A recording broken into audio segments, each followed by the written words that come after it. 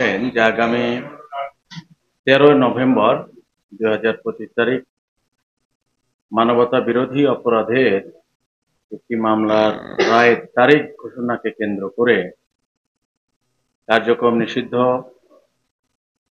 আওয়ামী লীগ এবং নিষিদ্ধ সংগঠন ছাত্রলীগ এবং যুবলীগের সদস্যরা দেশব্যাপী একটা অস্থিতিশীল পরিস্থিতি সৃষ্টির জন্য ঢাকা লকডাউন কর্মসূচি ঘোষণা করেছে। এই কর্মসূচির অংশ হিসাবে সারা দেশে বিভিন্ন জায়গায় বিভিন্ন জেলায় তারা বিভিন্ন কর্মসূচি পালন করছে।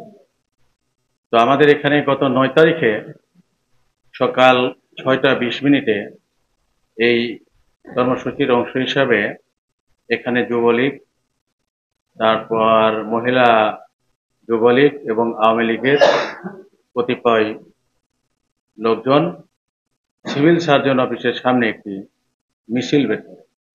আমরা সেই মিছিলের সূত্র ধরে তারা এই মিছিল বের করেছে তাদেরকে আইডেন্টিফাই করার চেষ্টা করি এবং তাদেরকে গ্রেপ্তার করার চেষ্টা করি। এর প্রেক্ষিতে আমরা গতকাল সন্ধ্যা 6:30টার দিকে বর্তমানে জেলা আওয়ামী লীগের ভারপ্রাপ্ত সভাপতি মোহাম্মদ ফারুক হোসেন ওরফে বোমা ফারুককে আমরা ঝিলটুলির তার বাসা থেকে গ্রেপ্তার করি। তার সাথে সাথে মহিলা যুবলীগের একজন সদস্য নাম নাসরিন আক্তার, পিতা ফিরোজ শেখ, স্থায়ী ঠিকানা কুঠিবাড়ি রেল কলোনি, তাকেও আমরা গ্রেপ্তার করি। সে মিছিলে সরাসরি অংশগ্রহণ করে। তো এর প্রেক্ষিতে আমরা পরবর্তীতে তাদেরকে জিজ্ঞাসাবাদে বিভিন্ন তথ্য পেয়েছি। আমরা পরবর্তীতে জানতে পেরেছি এই বোমা ফারুকের বিরুদ্ধে 6টি মামলা রয়েছে। এর মধ্যে 2টি বিচারাধীন, 4টি তদন্তাধীন। এবং আরো আমরা জানতে পেরেছি যে তার নাম বোমা ফারুক হলো কেন। এটা আমরা জানতে পেরেছি যে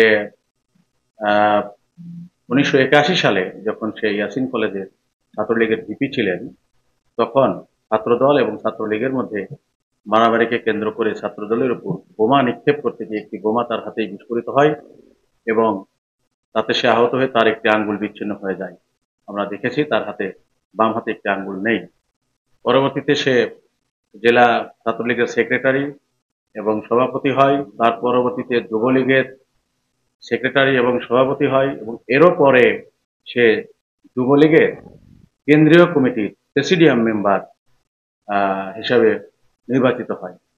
তারপর সে জেলা আওয়ামী লীগের সহসভাপতি হিসেবে দায়িত্ব পালন করে। বর্তমানে সে জেলা আওয়ামী লীগের ভারপ্রাপ্ত সভাপতি হিসেবে দায়িত্ব পালন করছে। তাকে জিজ্ঞাসাবাদে জানতে পেরেছি যে আমাদের এখানে সদর থানায়, আমাদের কোতোয়ালি থানায় 4টি মামলা রয়েছে এবং ঢাকা পল্লবী এবং লালবাগ থানায়ও তার বিরুদ্ধে 2টি মামলা তদন্তাধীন রয়েছে। আরো সবচেয়ে গুরুত্বপূর্ণ যে বিষয়টি সেটা হচ্ছে যে এই যে দেশকে বা ঢাকা লকডাউনকে সফল করার জন্য সে বিভিন্ন মাধ্যম থেকে টাকা পাচ্ছে এবং নিজেরও অর্থ সে বিভিন্ন জায়গায় ডিস্ট্রিবিউট করছে।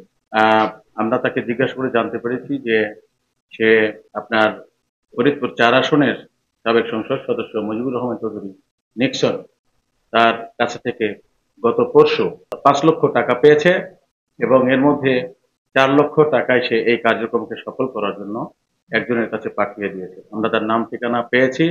আমাদের তদন্তের সাথে এটা আমরা প্রকাশ করছি না, কারণ এখানে প্রকাশ হলে তো তাকে আমরা হয়তো সহজে ধরতে পারবো না। এবং আরো জানতে পেরেছি যে আওয়ামী লীগের একদম শীর্ষ পর্যায়ের নেতৃবৃন্দের সাথে তার মানে হরহামেশাই যোগাযোগ হচ্ছে বলে আমাদের কাছে সে স্বীকার করে।